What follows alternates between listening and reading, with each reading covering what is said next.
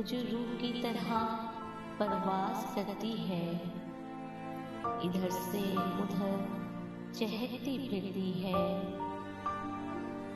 हर तरफ रंगों को बिखेरने वाली लड़की जाने क्यों अपनी अपनी सी लगती है।